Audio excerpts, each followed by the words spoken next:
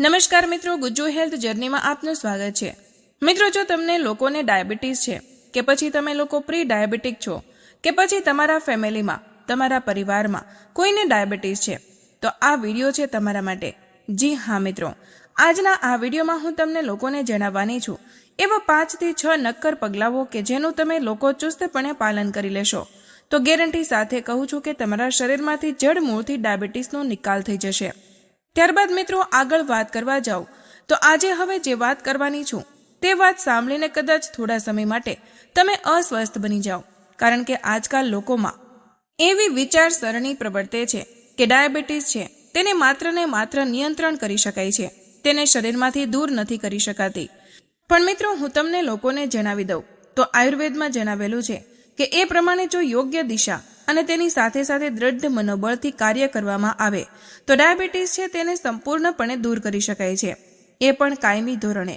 હવે આ માટેની સંપૂર્ણ શું કરવું જોઈએ તેના માટે સંપૂર્ણ ભવિષ્યની રૂપરેખાઓ, આ ઉપરાંત રોજબરોજ તમે લોકો ખાણીપીણીમાં કેવી ભૂલો કરો છો તેની સાથે સાથે આયુર્વેદમાં ઉલ્લેખ કરેલી આયુર્વેદની સંહિતાઓમાં જણાવેલી ડાયાબિટીસની શ્રેષ્ઠ ઔષધિઓ કઈ છે તે વિશેની સંપૂર્ણ ચર્ચા આજના આ વિડીયોમાં કરવાની છું। સાથે સાથે વિડીયોનું ટાઇટલ તમે એકદમ બરાબર વાંચીને આવ્યા છો। ડાયાબિટીસમાં પાણીનો શું રોલ છે અને તેની સાથે સાથે કઈ રીતે પાણી પીવાથી ડાયાબિટીસ છે તેમાં સારામાં સારો ફાયદો થાય છે તેના વિશેની પણ ચર્ચા આજના આ વિડીયોમાં કરવાની છું। મિત્રો, હું તમને લોકોને વિશ્વાસ સાથે કહું છું કે આ વિડીયોને તમે લોકો સંપૂર્ણ જોઈ લેશો, જરા પણ સ્કીપ કર્યા વગર, તો ડાયાબિટીસને લગતા અન્ય કોઈ પણ વિડીયો તમારે જોવાની જરૂર નહીં પડે। તમારા મનમાં જે શંકા રહેલી છે તે સંપૂર્ણપણે દૂર થઈ જશે અને ડાયાબિટીસનો ઈલાજ પણ તમને લોકોને મળી રહેશે। તો ચાલો જરા પણ વાર ન લગાડતા સીધું જ શરૂ કરી દઈએ આજનો વિડીયો। મિત્રો, સૌથી પહેલા તો તમને જણાવી દઉં કે ડાયાબિટીસ છે તે ખરેખરમાં આપણા શરીરની એક એવી પરિસ્થિતિ છે કે જેમાં આપણા શરીરમાં જેટલું શુગર એટલે કે ખાંડની માત્રા હોવી જોઈએ તેના કરતાં તે માત્રા વધી જાય છે। તેનો મતલબ કે આપણા શરીરની અંદર 100 મિલીગ્રામ પર ડેસીલીટર કે પછી 200 મિલીગ્રામ પર ડેસીલીટર સુધી જ્યારે શુગરની માત્રા લોહીમાં હોય છે ત્યારે શરીર એમ કહે છે કે હું મેનેજ કરી લઈશ, કાંઈ ચિંતા કરવાની જરૂર નથી। પરંતુ આ માત્રા જ્યારે એના કરતાં પણ વધી જાય છે ત્યારે આ પરિસ્થિતિને જ આપણે લોકો ડાયાબિટીસ તરીકે ઓળખીએ છીએ। મિત્રો, હંમેશા એક બાબતનું આપણે લોકોએ ધ્યાનમાં રાખવું જોઈએ કે વધેલી શુગર એ માત્ર ને માત્ર ડાયાબિટીસનું લક્ષણ છે। જી હા મિત્રો, ડાયાબિટીસનું મૂળ નહીં। આ વાતને એક ઉદાહરણ દ્વારા સમજવાનો સૌથી પહેલા પ્રયત્ન કરું તો માની લો કે કોઈ એક વ્યક્તિ છે કે જેને શરદી અને કફ એકદમ શરીરમાં વધી ગયા છે અને તેના કારણે તાવ આવી રહ્યો છે, તો આ તાવ છે એ શરદી અને વધેલા કફનું માત્ર લક્ષણ છે, પરંતુ તાવ છે તે મૂળ નથી। હવે આ પરિસ્થિતિમાં તે વ્યક્તિ જો તાવની દવા લીધા રાખશે તો તે શરદી કફમાં રાહત નથી થવાની। બસ આ જ પરિસ્થિતિ આપણી સાથે પણ બને છે કે ડાયાબિટીસમાં વધેલી શુગર છે તે માત્ર તેનું લક્ષણ છે, તેનું મૂળ નહીં। કારણ કે મિત્રો, ડાયાબિટીસનું મૂળ તો ઇન્સ્યુલિન રેઝિસ્ટન્સ છે। હવે સૌથી પહેલા તો આપણે લોકો ડાયાબિટીસને બરાબર રીતે તો સમજી લેશું, તેનો અડધો પ્રશ્ન તો અહીંયા જ ઉકેલ આવી જશે। પહેલા એ સમજીએ કે ડાયાબિટીસ છે શું। મિત્રો, સૌથી પહેલા તમને જણાવી દઉં કે તમે લોકો જ્યારે પણ કોઈ પણ પ્રકારનો ખોરાક છે તેને ખાઓ છો ત્યારે તે ખોરાક અન્નનળી મારફતે તમારા જઠરમાં એટલે કે તમારા પેટમાં જાય છે। હવે બને છે એવું કે પેટમાં તેનું રૂપાંતર ગ્લુકોઝની અંદર થાય છે। હવે આ ગ્લુકોઝમાંથી શક્તિ ઉત્પન્ન કરવા માટે આપણે લોકોએ ફરજિયાત તે ગ્લુકોઝ છે તેને કોષોની અંદર દાખલ થવું ખૂબ જ વધારે જરૂરી છે। હવે કોષોની અંદર તેને દાખલ કરવા માટે એક અંતઃસ્ત્રાવની જરૂર પડે છે અને તેનું નામ છે ઇન્સ્યુલિન। આમ ઉદાહરણ સાથે વાત કરવા જઈએ તો મિત્રો, તે ઇન્સ્યુલિન છે એ એક એવી ચાવી છે કે જે એક પ્રકારે કહેવા જઈએ ને તો ઓરડાને ખોલવા માટે ખૂબ જ વધારે જરૂરી છે। આ ઇન્સ્યુલિન નહીં હોય તો ગ્લુકોઝ છે તેને આપણે કોષોની અંદર દાખલ નહીં કરી શકાય, માટે ઇન્સ્યુલિન છે તે ખૂબ જ વધારે જરૂરી બની જાય છે। અને આ ઇન્સ્યુલિનનું ઉત્પાદન આપણું પેનક્રિયાસ એટલે કે સ્વાદુપિંડ છે તે કરે છે અને તે કોષોની અંદર દાખલ થાય છે અને તેના પરિણામ સ્વરૂપે આપણા દરેક અંગો છે તે યોગ્ય રીતે શક્તિ મેળવે છે અને શક્તિથી કાર્ય કરી શકે છે।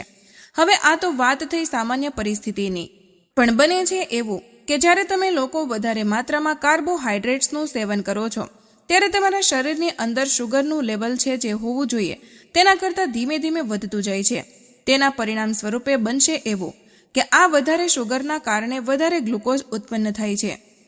વધારે ગ્લુકોઝ છે તેને વધારે કોષોમાં દાખલ કરવામાં આવે છે અને વધારે કોષોમાં દાખલ કરવા માટે પેનક્રિયાસ એટલે કે સ્વાદુપિંડ છે તે વધારે માત્રામાં ઇન્સ્યુલિનને ઉત્પન્ન કરે છે.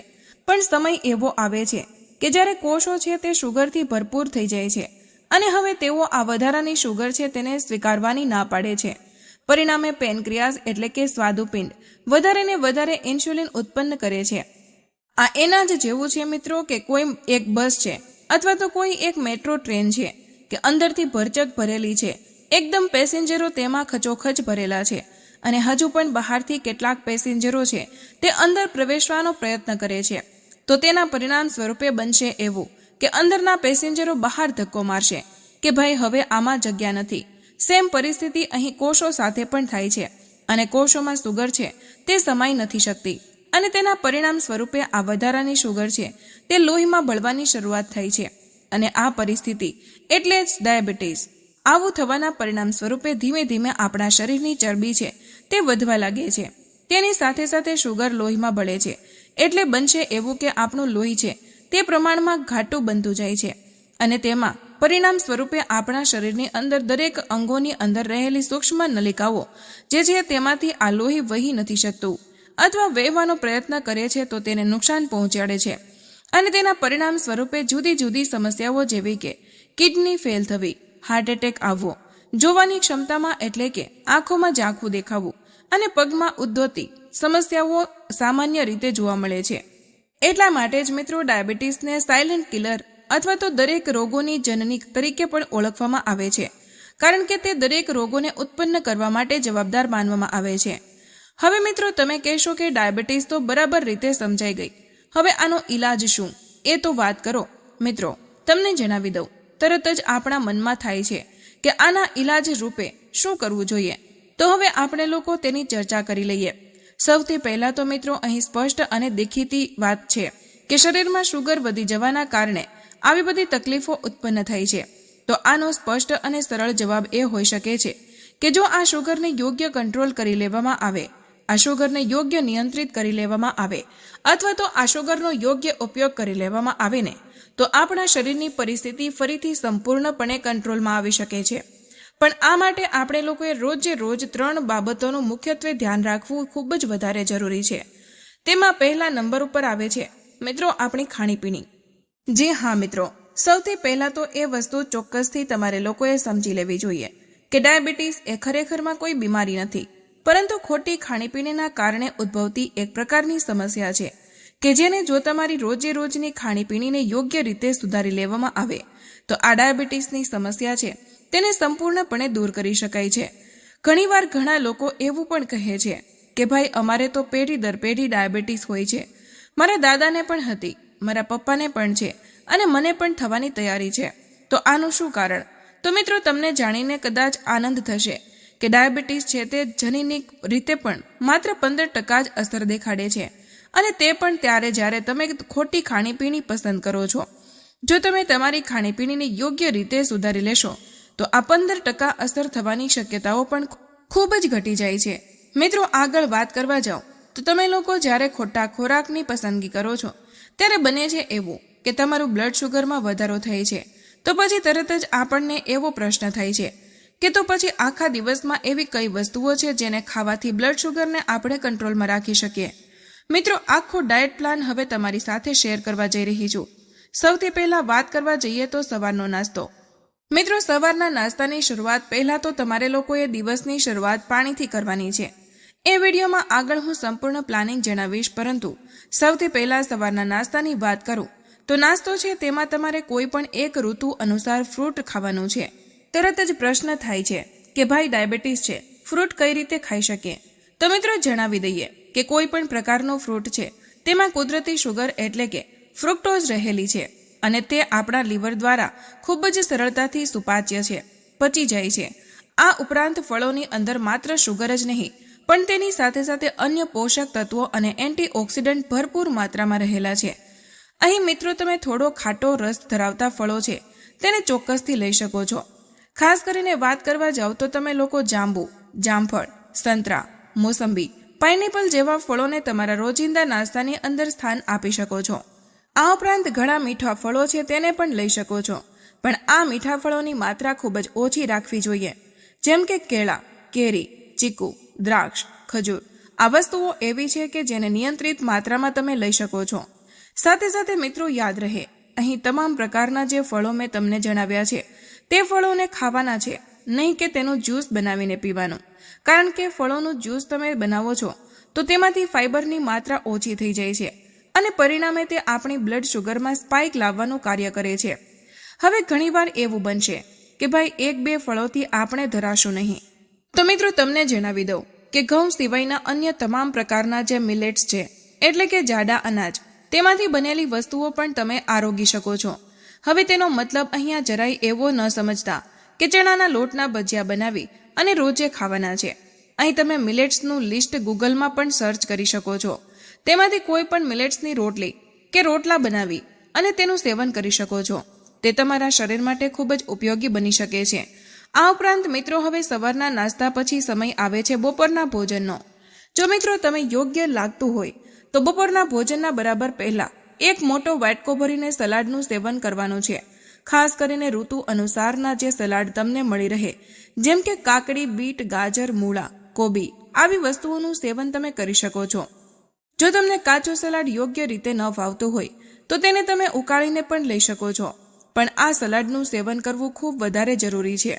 આનાથી બનશે એવું કે તમે થોડા ખોરાકમાં જ સરળતાથી ધરાઈ તો જશો જ, પણ તેની સાથે સાથે લાંબો સમય સુધી તમારું પેટ પણ ભરેલું રહેશે અને જમ્યા પછી જે શુગરના ઉછાળો આવતો હતો તે પણ નહીં આવવા દે. ત્યારબાદ બપોરની થાળીમાં પણ ઘઉં કે ચોખાને સ્થાન ન આપતા, તેના બદલે જુદા જુદા પ્રકારના મિલેટ્સને સ્થાન આપો.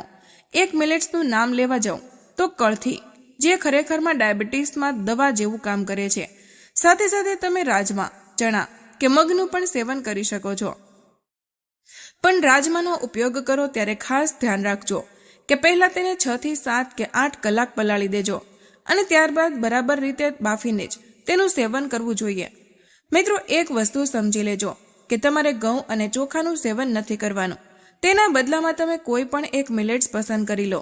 મિલેટ્સનો ઉપયોગ કરો ત્યારે તેને 6 કલાક પહેલા પાણીમાં પલાળી દેવાના છે અને ત્યારબાદ ભાતની જેમ જ દાળ કે શાક સાથે ખાઈ શકો છો.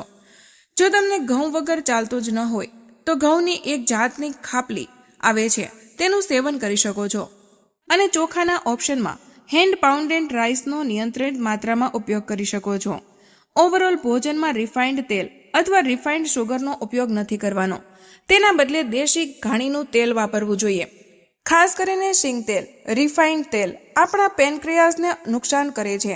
સાંજના સમયે જો ભૂખ લાગે તો બજારના પડીકા ખાવાના બદલે મગફળી, કોળાના બીજ, બદામ કે કાજુ ખાવાનો આગ્રહ રાખો.